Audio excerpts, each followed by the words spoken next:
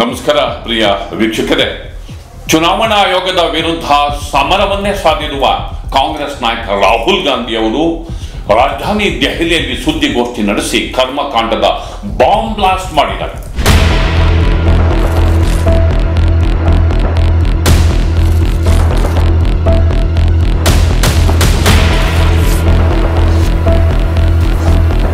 ಕರ್ಮಕಾಂಡದ bomb ಬ್ಲಾಸ್ಟ್ಗೆ ಮೂಲ ನೆಲೆ ಬೆಂಗಳೂರು ಕೇಂದ್ರ ಲೋಕಸಭಾ ಕ್ಷೇತ್ರ. ಈ ಲೋಕಸಭಾ ಕ್ಷೇತ್ರದಲ್ಲಿ ಕಳೆದ ಲೋಕಸಭಾ ಚುನಾವಣೆಯಲ್ಲಿ ಹೇಗೆ ಗೋಲ್ಮಾಲ್ ಆಯಿತು ಅನ್ನೋದನ್ನ ಅವರು ದಾಖಲೆಗಳ ಸಹಿತ ಬೃಹತ್ ಸ್ಪರ್ಧೆಯಲ್ಲಿ ಪ್ರದರ್ಶನ ಮಾಡಿ ಲೋಕಸಭಾ ಚುನಾವಣೆಯಲ್ಲಿ ದೇಶಾದ್ಯಂತ ನಡೆದಂತಹ ಕನಿಷ್ಠ 25 ಲೋಕಸಭಾ ಕ್ಷೇತ್ರಗಳ ವ್ಯಾಪ್ತಿಯಲ್ಲಿ ಇಂತಹ ಕರ್ಮಕಾಂಡವನ್ನ ನಡೆಸಿ ಈ ಸರ್ಕಾರ ಅಧಿಕಾರಕ್ಕೆ ಬಂದಿದೆ ಅಂತ ಹೇಳಿ ಬಿಜೆಪಿ ವಿರುದ್ಧ ಮೋದಿ ಅವರ ವಿರುದ್ಧ ವಾಗ್ದಾಳಿ ನಡೆಸಿದ್ದಾರೆ. Focused on Mahadevapura. Here is duplicate voter. There are 11,965 voters of this type. ಹಾಗಾದ್ರೆ ಕರ್ನಾಟಕದಲ್ಲಿ ನಡೆದಿರುವ ಕರ್ಮಕಾಂಡ ಏನು? ಅವರು ಯಾವ ಸ್ಫೋಟಕ ದಾಖಲೆಗಳನ್ನ ಬಿಡುಗಡೆ ಮಾಡಿದ್ದಾರೆ? ಮಹದೇವಪುರ ವಿಧಾನಸಭಾ ಕ್ಷೇತ್ರದ ವ್ಯಾಪ್ತಿಯಲ್ಲಿ ಲೋಕಸಭಾ ಕ್ಷೇತ್ರದಲ್ಲಿ ಹೇಗೆ ಗೋಲ್ಮಾಲ್ ನಡೆದಿದೆ? ರಾಹುಲ್ ಗಾಂಧಿ ಅವರು ಕೊಟ್ಟ ದಾಖಲೆ ಏನು? ಈ ಎಲ್ಲ ವಿದ್ಯಮಾನದ ಬಗ್ಗೆ ಇಂದಿನ ಮಾತು ಮಂಥನ ಸ್ನೇಹಿತರೆ.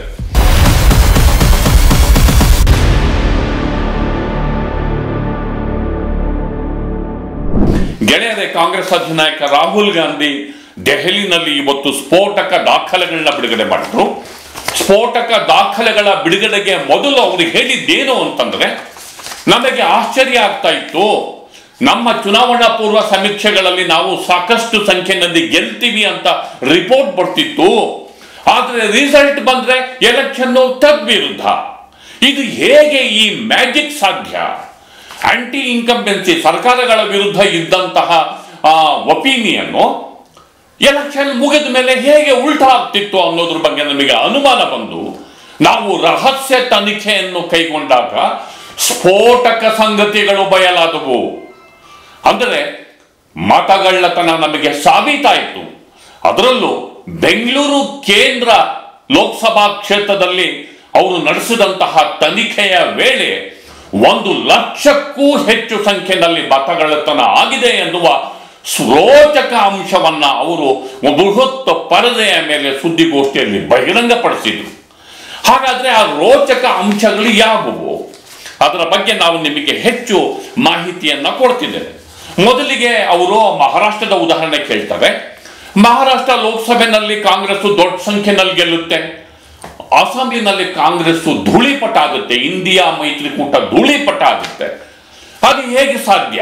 ಇದು ಮುಖ್ಯವಾದಂತಹ ಪ್ರಶ್ನೆ. ಆದರೆ ತನಿಖೆ ನಡೆಸ್ತಾ ಹೋದಂಗೆಲ್ಲ ಲೋಕಸಭಾ ಚುನಾವಣೆಗೂ ವಿಧಾನಸಭಾ ಚುನಾವಣೆಗಳಿಗೂ 1 ಕೋಟಿ ಮತದಾರರ ವ್ಯತ್ಯಾಸ ಕಂಡು ಬರುತ್ತೆ. ಹೆಚ್ಚುವರಿಯಾಗಿ 1 ಕೋಟಿ ಮತದಾರರು ಆಡ್ ಆಗಿರ್ತಾರೆ. ಇದು ಹೇಗೆ ಸಾಧ್ಯ? ಈ 1 ಕೋಟಿ ಮತದಾರರು ಯಾರು? ಅವರು ಚುನಾವಣೆಯ ಟ್ರೆಂಡ್ ಅನ್ನ ಹೇಗೆ ಉಲ್ಟಾ ಪಲ್ಟಾ ಮಾಡೋದಕ್ಕೆ ಸಾಧ್ಯ ಆಯಿತು? ಅವರು ಎಲ್ಲಿಂದ ಹುಟ್ಟುಕೊಂಡ್ರು? ಇದು ರಾಹುಲ್ ಗಾಂಧಿ ಅವರ ಪ್ರಶ್ನೆ. ಬೆಂಗಳೂರಲ್ಲಿ ಬಂದಾಗ, ಬೆಂಗಳೂರು ಕೇಂದ್ರ ವಿಭಾಗಕ್ಕೆ, ಕೇಂದ್ರ ಲೋಕಸಭಾ ಕ್ಷೇತ್ರದ ವ್ಯಾಪ್ತಿಗೆ ಬಂದಾಗ ಅವರು ಇಂಥದ್ದೇ ಪ್ರಶ್ನೆಗಳನ್ನು ಎತ್ತುತ್ತಾರೆ. 1,00,000ಕ್ಕೂ ಹೆಚ್ಚು ಕಳ್ಳ ಓಟುಗಳು ಅವರ ತನಿಖೆಯ ಸಂದರ್ಭದಲ್ಲಿ ಉದ್ಭವ ಆದವು. ಚುನಾವಣಾ ಆಯೋಗ ಈ ಎಲ್ಲ ವಿಚಾರದ ಬಗ್ಗೆ ಮಾಹಿತಿ ಕೇಳಿದ್ರೆ ಕೊಡಲ್ಲ. ಕೆಲವು ಕ್ಷೇತ್ರಗಳಲ್ಲಿ 5:30 ನಂತರವೂ ಮತದಾನವಾಗಿದೆ, ಆದ್ರಿಂದ ಹೆಚ್ಚು ಪ್ರಮಾಣದಲ್ಲಿ ಮತದಾನವಾಗಿದೆ ಅಂತ ಚುನಾವಣಾ ಆಯೋಗ ಹೇಳುತ್ತೆ. ಹಾಗಾದ್ರೆ ಮತಗಟ್ಟೆಗಳಲ್ಲಿ ಜನ ಸಾಲುಗಟ್ಟಿ ನಿಂತಿರುವ ವಿಡಿಯೋಗಳನ್ನ ಕೊಡಿ ಅಂದ್ರೆ ಆ ವಿಡಿಯೋಗಳನ್ನು ಕೊಡಲ್ಲ. ಕೆಲವು ಸರಿ ಪೋಲಾಗಲ್ಪಟ್ಟ ಮತಗಳ ಒಟ್ಟು ಸಂಖ್ಯೆನೇ ಬೇರೆ ಇದೆ, ಒಟ್ಟು ಮತಗಳ ಸಂಖ್ಯೆನೇ ಬೇರೆ ಇದೆ. ಇಂತಹ ವಿಚಿತ್ರ ಪವಾಡಗಳು ಚುನಾವಣೆಯ ಅಖಾಡದಲ್ಲಿ ಹೇಗೆಲ್ಲ ಸಾಧ್ಯ ಅನ್ನುವ ಸ್ಫೋಟಕ ಸಂಗತಿಯನ್ನ ಅವರು ಸುದ್ದಿಗೋಷ್ಠಿಯಲ್ಲಿ ಬಹಿರಂಗಪಡಿಸಿದ್ರು. ಹಾಗಾದ್ರೆ ಕರ್ನಾಟಕಕ್ಕೆ ಸಂಬಂಧಿಸಿದಂತೆ ರಾಹುಲ್ ಗಾಂಧಿ ಅವರು ಸಿಡಿಸಿದ ಅಂಶಗಳು ಯಾವುವು? ಬೆಂಗಳೂರು ಕೇಂದ್ರ ಲೋಕಸಭಾ ಕ್ಷೇತ್ರ ವ್ಯಾಪ್ತಿಯಲ್ಲಿ ಬರುವ ಮಹದೇವಪುರ ವಿಧಾನಸಭಾ ಕ್ಷೇತ್ರದ ಉದಾಹರಣೆಯನ್ನ ಅವರು ಸಂಗತಿಗಳ ಸಹಿತ, ದಾಖಲೆಗಳ ಸಹಿತ ವಿವರಿಸಿದರು. ಅಂದ್ರೆ ನಾವು ಒಟ್ಟು ಲೋಕಸಭಾ ಚುನಾವಣೆಯಲ್ಲಿ 16 ಸ್ಥಾನವನ್ನ ಗೆಲ್ತೀವಿ ಅಂತ ನಮ್ಮ ಸರ್ವೆ ಹೇಳ್ತಿತ್ತು. ಆದರೆ ಗೆದ್ದಿದ್ದು 9, 7 ಸೋತ್ವಿ. 7 ಸೋತ್ವಿ ಅಂತ ಯಾಕೆ ಅಂತ ನೋಡಿದ್ರೆ, ನಾವು ತನಿಖೆಯನ್ನ 6 ತಿಂಗಳು ತನಿಖೆಯನ್ನು ನಾವು ಮಾಡಿದ್ರೆ ನಮಗೆ ಬೇಕಾದಷ್ಟು ಮಹತ್ವದ ಸಂಗತಿಗಳು ಬಯಲಾದವು. 6,26,208 ಮತಗಳನ್ನು ಕಾಂಗ್ರೆಸ್ ಅಭ್ಯರ್ಥಿ ಬೆಂಗಳೂರು ಕೇಂದ್ರದಲ್ಲಿ ಪಡಿತಾರೆ. ಬಿಜೆಪಿ ಅಭ್ಯರ್ಥಿ PC ಮೋಹನ್ ಅವರು 6,58,915 ಮತಗಳನ್ನ ಪಡಿತಾರೆ. 32,707 ಮತಗಳ ಅಂತರದಿಂದ ಕಾಂಗ್ರೆಸ್ ಅಭ್ಯರ್ಥಿ ಪರಾಭವವಾಗ್ತಾರೆ ಬೆಂಗಳೂರು ಸೆಂಟ್ರಲ್ ಅಲ್ಲಿ. ಮಹದೇವಪುರ ಲೋಕಸಭಾ ಕ್ಷೇತ್ರದಲ್ಲಿ ಕಾಂಗ್ರೆಸ್ ಅಭ್ಯರ್ಥಿ 1,15,586 ಮತಗಳು ಮಾತ್ರ, ಬಿಜೆಪಿ ಅಭ್ಯರ್ಥಿ 2,29,632, ಡಬಲ್, 100% ಡಬಲ್, 1,14,000ಕ್ಕೂ ಹೆಚ್ಚು ಲೀಡನ್ನ ಮಹದೇವಪುರ ಕೊಡುತ್ತೆ.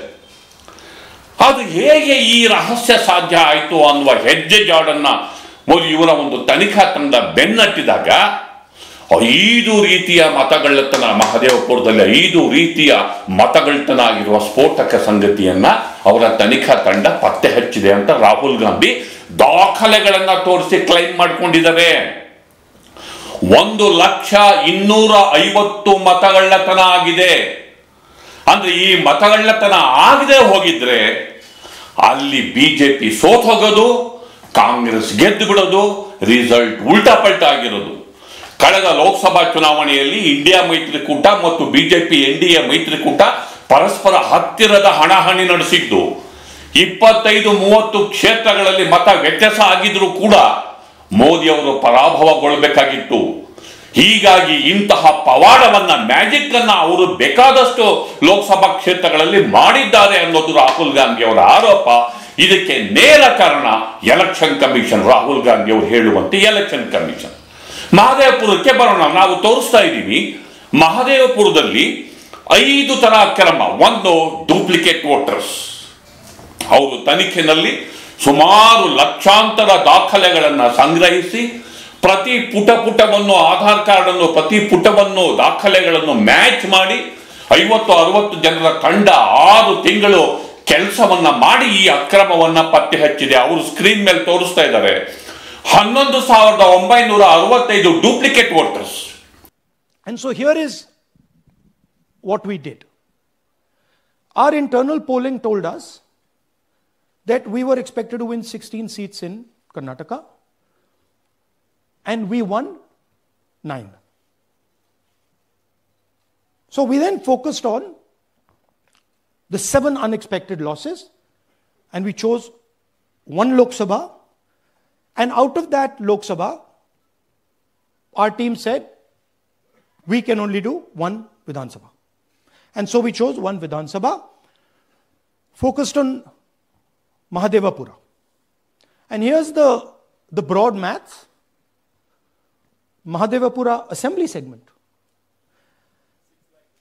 So out of 6,50,000 total votes in the assembly of Mahadevapura, 1,250,000 votes were stolen.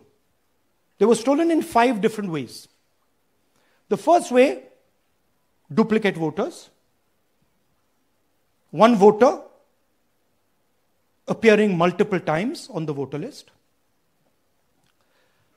Fake and invalid addresses. Voters who didn't have addresses or were just fake addresses. Bulk voters in single address. 1 building, 50 people, 60 people, 1 bedroom house, but we go there, no 50 people living there. No record of those people ever having living there. 1 family living in that house. ಇದರ ಹೆಜ್ಜೆ ಜಾಡು ಬೆನ್ನಟ್ಟಿ ಹೋದಾಗ UP, Bihar, Haryana ಹೀಗೆ ಹೆಸರುಗಳು, ಹೀಗೆ ಅಡ್ರೆಸ್ಗಳು. ಹಾಗಾದ್ರೆ ಈ ನಕಲಿ ವೋಟರ್ಗಳು ಎಲ್ಲಿಂದ ತೂರ್ಕೊಂಡ್ರು? ಎಲೆಕ್ಷನ್ ಕಮಿಷನ್ ಏನ್ ಮಾಡ್ತಾ ಇತ್ತು? ಎಲೆಕ್ಷನ್ ಕಮಿಷನ್ ಎಲ್ಲವೂ ಪಾರದರ್ಶಕ ವ್ಯವಸ್ಥೆ ಅಂತ ಹೇಳುತ್ತಲ್ಲ, ಎಲೆಕ್ಷನ್ ಕಮಿಷನ್ ಏನ್ ಮಾಡ್ತು? ಇದು ರಾಹುಲ್ ಗಾಂಧಿ ಅವರ ಪ್ರಶ್ನೆ. ಇದು ಚುನಾವಣಾ ಆಯೋಗದ ಕ್ರೆಡಿಬಿಲಿಟಿಗೆ ಧಕ್ಕೆ ತರುವಂತಹ ವಿಚಾರ. ಅವರು ಅದನ್ನ ಡೂಪ್ಲಿಕೇಟ್ ವೋಟರ್ಸ್ ಅನ್ನ ಅವರು ಅಲ್ಲಿ ದಾಖಲೆಗಳ ಸಹಿತ ಅವರು ವಿವರಿಸ್ತಾರೆ. ಜೊತೆಗೆ fake and invalid voters 40,009. Fake and invalid ನಕಲಿ ಮತ್ತು ಅರ್ಹವಲ್ಲದ 40,009 ಮತಗಳು. Bulk voters in single address, ಒಂದೇ ಅಡ್ರೆಸ್ ಅಲ್ಲಿ 80 ಜನ, 100 ಜನ, 120 ಜನ ವೋಟರ್ಸು. ಅದರಲ್ಲಿ 10,452 ಜನ ಸಿಂಗಲ್ ಬೆಡ್ರೂಮ್, 80 ಜನ. ಇನ್ನೊಂದು ಕಡೆ ಸಿಂಗಲ್ ಬೆಡ್ರೂಮ್ 60 ಜನ, ಇನ್ನೊಂದು ಕಡೆ ಸಿಂಗಲ್ ಬೆಡ್ರೂಮ್. ಈ ಪವಾಡ ಹೇಗೆ ಸಂಭವಿಸಿತು? ಇನ್ವ್ಯಾಲಿಡ್ ಫೋಟೋಸ್ ಇಲ್ಲ ಅಂತ ಹೇಳಿ 4,132. ಮಿಸ್ಯೂಸ್ ಆಫ್ ಫಾರ್ಮ್ ನಂಬರ್ 6, ಹೊಸ ವೋಟರ್ಸ್ಗಳಿಗೆ ಮಿಸ್ಯೂಸ್ ಆಫ್ ಫಾರ್ಮ್ ನಂಬರ್ 6. ಹೊಸ ವೋಟರ್ಸ್ಗಳು ಬಿಜೆಪಿ ಪರ ಇವೆ ಅಂತ ಬೀಗ್ತಾರಲ್ವ, ಅವರು 33,692 ನಕಲಿ ವೋಟರ್ಸು.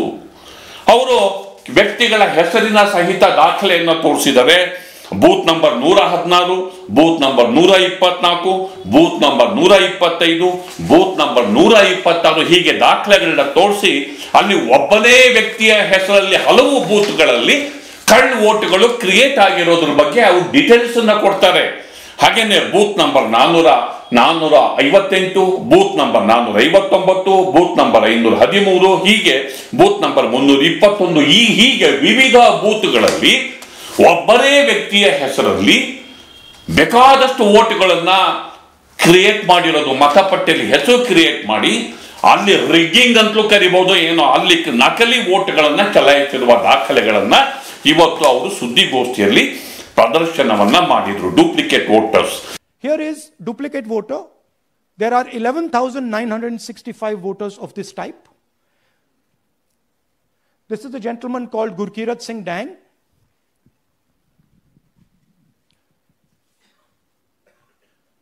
Here he is.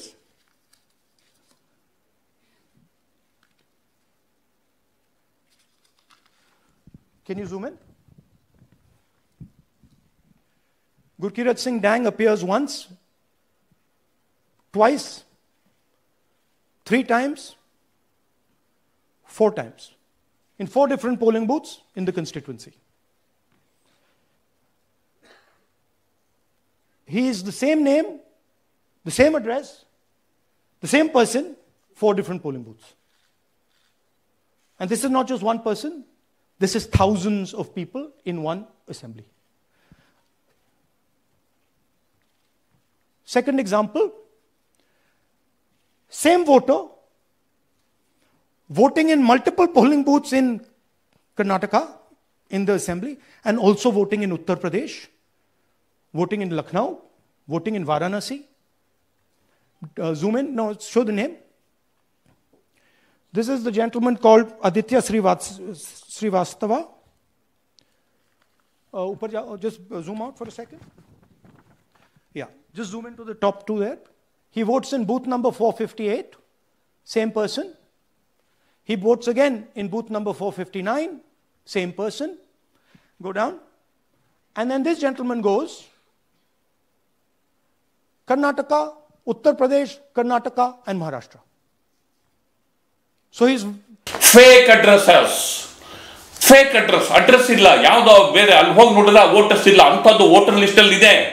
ಆ ಅಡ್ರೆಸ್ ನೋಡಿದ್ರೆ ಆ ವ್ಯಕ್ತಿ ಇಲ್ಲ. ಹಾಗೇನೆ ಅಡ್ರೆಸ್ ವೆರಿಫೈ ಮಾಡಿಲ್ಲ. ಚುನಾವಣಾ ಆಯೋಗವೇ ಇದಕ್ಕೆ ಕಾರಣ. ಅಡ್ರೆಸ್ ವೆರಿಫೈ ಮಾಡಿಲ್ಲ, ಅಡ್ರೆಸ್ ಇಲ್ವೇ ಇಲ್ಲ. ಎಂಥದ್ದು ನೂರಾರು ಪಠ್ಯಗಳನ್ನ, ಸಾವಿರಾರು ಹೆಸರುಗಳನ್ನ ಅವರು ಇವತ್ತು ಸುದ್ದಿಗೋಷ್ಠಿನಲ್ಲಿ ಬಿಡುಗಡೆ ಮಾಡಿದ್ರು. Bulk voters in single address, ಒಂದು ಅಡ್ರೆಸ್ ಅಲ್ಲಿ 10,452 ಒಟ್ಟು ಬಲ್ಕ್. ಅಂದ್ರೆ ಅವ್ರು ಹೇಳ್ತಾರೆ ಇಲ್ಲಿ ಯಾವುದು ಹೌಸ್ ನಂಬರ್ 25 ಸಿಂಗಲ್ ರೂಮ್ ಮನೆ, 80 ಜನ ವೋಟರ್ಸು. ಉದಾಹರಣೆಗೆ ಹೌಸ್ ನಂಬರ್ 35 ಸಿಂಗಲ್ ರೂಮು, 80 ಜನ ವೋಟರ್ಸು. ಪವಾಡ. House number 791 46 voters. ಇದು ಬೂತ್ ನಂಬರ್ 366 ಅಲ್ಲಿದೆ.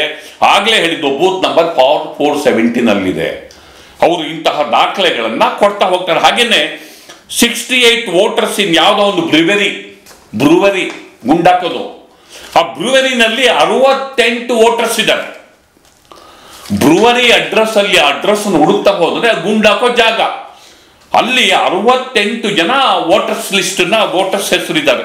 ಆ ವೋಟರ್ಸು ಇಲ್ಲ, ಆ ಹೆಸರುಗಳು ಇಲ್ಲ, ವೋಟಿಂಗ್ ಮಾತ್ರ ಆಗಿಬಿಟ್ಟಿದೆ. ಇದು ಹೇಗೆ ಬಲ್ಕ್ ವೋಟ್ ಸಾಧ್ಯ ಅನ್ನೋದನ್ನ ಇವತ್ತು ಸುದ್ದಿಗೋಷ್ಠಿಯಲ್ಲಿ ಸಂಪೂರ್ಣವಾಗಿ ಅವರು ದಾಖಲೆಗಳ ಸಹಿತ ಹೇಳಿದ್ದಾರೆ.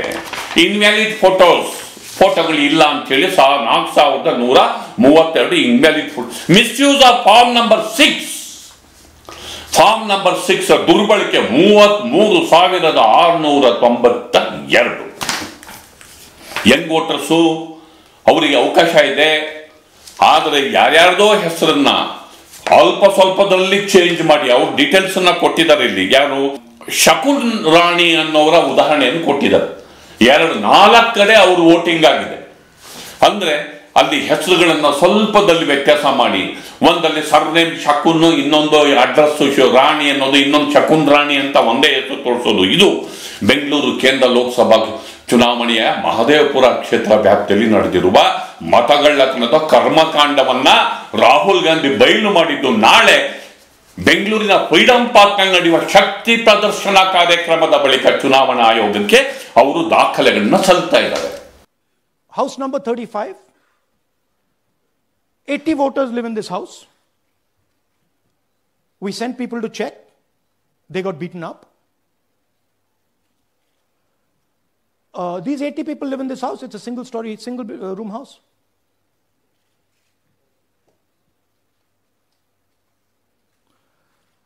Here's another one. Booth number 366. थोड़ा इसमें zoom in करो. 46 voters, all from different families, living in a single bedroom house. And when we go there, they don't exist. Zoom out. So that's a single bedroom. 46 voters living there. Same thing there, 80 voters living there. No sign of their existence. When we go there, we're threatened. Our people go there, they're threatened. Take video, they're threatened. Okay, next. Here is 68 voters in a brewery, commercial establishment. Nobody lives there. Right? And when we go and ask them, where are these people? Who are these people? Nothing. We don't know. Never heard of them. Zoom in.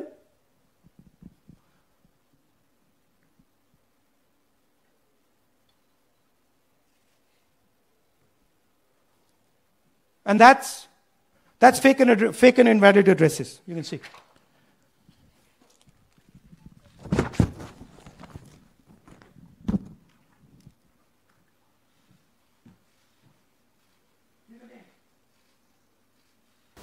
ಅಂದ್ರೆ ಚುನಾವಣಾ ಆಯೋಗ ಮತ್ತು BJP ಎರಡೂ ಸೇರಿಕೊಂಡು ಭಾರತದ ಪ್ರಜಾಸತ್ತೆಯನ್ನ ಧ್ವಂಸ ಮಾಡಿದೆ ಅನ್ನೋದು ಅವರ ನೇರವಾದ ಆರೋಪ. ಚುನಾವಣಾ ಆಯೋಗದ ನೆರವಿಲ್ಲದೆ ಹೋದ್ರೆ ಚುನಾವಣಾ ಆಯೋಗ ಇದು ಫುಲ್ ಪ್ರೂಫ್ ಸಿಸ್ಟಮ್ ತರಬೇಕು ತಾನೆ, ಚುನಾವಣಾ ಆಯೋಗ ವೆರಿಫೈ ಮಾಡ್ಬೇಕು ತಾನೆ. ಇಷ್ಟೊಂದು ಒಂದು ಅಸೆಂಬ್ಲಿ ಸೆಗ್ಮೆಂಟ್ ಅಲ್ಲಿ, ಒಂದು ಲೋಕಸಭಾ ಕ್ಷೇತ್ರದ ಒಂದು ಅಸೆಂಬ್ಲಿ ಸೆಗ್ಮೆಂಟ್ ಅಲ್ಲಿ 1 ಲಕ್ಷಕ್ಕೂ ಹೆಚ್ಚು ಕಳ್ಳ ಮತಗಳು, ಎಲ್ಲ ಬಿಹಾರು, ಯಾವುದೋ ಬೇರೆ ಬೇರೆ ರಾಜ್ಯದ ಹೆಸರುಗಳು. ಅಂದ್ರೆ ಎಲ್ಲೋ ಒಂದ್ ಕಡೆ ಚುನಾವಣೆ ಇನ್ನೇನು ಬರುತ್ತೆ ಅಂದ್ರೆ 4-5 ತಿಂಗಳು ಮೊದಲೇ ಹೋಗಿ ವೋಟರ್ ಲಿಸ್ಟ್ಗಳಲ್ಲಿ ಹೆಸರನ್ನ ಸೇರಿಸಿ ಟ್ರೆಂಡ್ ಅನ್ನ ಚೇಂಜ್ ಮಾಡುವ ಒಂದು ವ್ಯವಸ್ಥಿತವಾದಂತಹ ಜಾಲ ಭಾರತದಲ್ಲಿ ಕಾರ್ಯನಿರ್ವಹಿಸ್ತಾ ಇದೆಯಾ ಅನ್ನುವಂತಹ ಅನುಮಾನಕ್ಕೆ ಇದು ಎಡೆಮಾಡಿಕೊಡ್ತಾ ಇದೆ. ರಾಹುಲ್ ಗಾಂಧಿ ಅವರ ಈ ಸ್ಫೋಟಕ ಆರೋಪ, ಇದು ಚುನಾವಣಾ ಆಯೋಗ ವಿವರಣೆಯನ್ನು ಕೇಳಿದೆ, ಎಲ್ಲವೂ ಸರಿ ಇದೆ. ಆದರೆ ರಾಹುಲ್ ಗಾಂಧಿ ಅವರ ಈ ಸ್ಫೋಟಕ ಆರೋಪ ಬರುವ ದಿನಗಳಲ್ಲಿ ಯಾವ ಅಭಿಪ್ರಾಯವನ್ನು ರೂಪಿಸುತ್ತೆ, ಇದಕ್ಕೆ ಬಿಜೆಪಿ ಯಾವ ಉತ್ತರವನ್ನು ಕೊಡುತ್ತೆ? ಎಲೆಕ್ಷನ್ ಕಮಿಷನ್ ಒಂಥರ ಜುಡಿಷಿಯಲ್ ಬಾಡಿ ಇದ್ದ ಹಾಗೆ, ಅದು ಭಾರತದ ಸರ್ವಶ್ರೇಷ್ಠ ಸ್ವಾಯತ್ತ ಸಂಸ್ಥೆ, ಅದು ಪಾರದರ್ಶಕವಾಗಿರಬೇಕು. ಅಂತಹ ಚುನಾವಣಾ ಆಯೋಗಕ್ಕೆ ಇದೀಗ ರಾಜಕೀಯ ಕಳಂಕ ತಗಲಾಕೊಂಡಿದೆ. ಒಂದು ರೀತಿಯಲ್ಲಿ ಕೆಸರು ಬಸಿ ಬಳ್ಕೊಳ್ಳುವಂತಹ ಪರಿಸ್ಥಿತಿ ಉಂಟಾಗಿದೆ. ಹೀಗಾಗಿ ತಾನು ಫೇರು, ತಾನು ಪಾರದರ್ಶಕ, ತಾನು ಪ್ರಾಮಾಣಿಕ ಅನ್ನುವ ಇಮೇಜ್ ಅನ್ನ ಚುನಾವಣಾ ಆಯೋಗ ಹೇಗೆ ಪಡ್ಕೊಳ್ಳುತ್ತೆ ಅನ್ನೋದನ್ನ ನಾವು ನೋಡ್ಬೇಕಾಗಿದೆ ಅನ್ನೋ ಮಾತನ್ನ ಹೇಳ್ತಾ ನನ್ನ ಮಾತನ್ನ ಮುಗಿಸ್ತಿದ್ದೇನೆ. ದಯವಿಟ್ಟು ದಿ ಪೋಸ್ಟ್ ನೋಡಿ, ಲೈಕ್ ಮಾಡಿ, ಶೇರ್ ಮಾಡಿ, ಸಬ್ಸ್ಕ್ರೈಬ್ ಮಾಡೋದಕ್ಕೆ ಮರಿಬೇಡಿ ಗೆಳೆಯರೆ. ನಮಸ್ಕಾರ.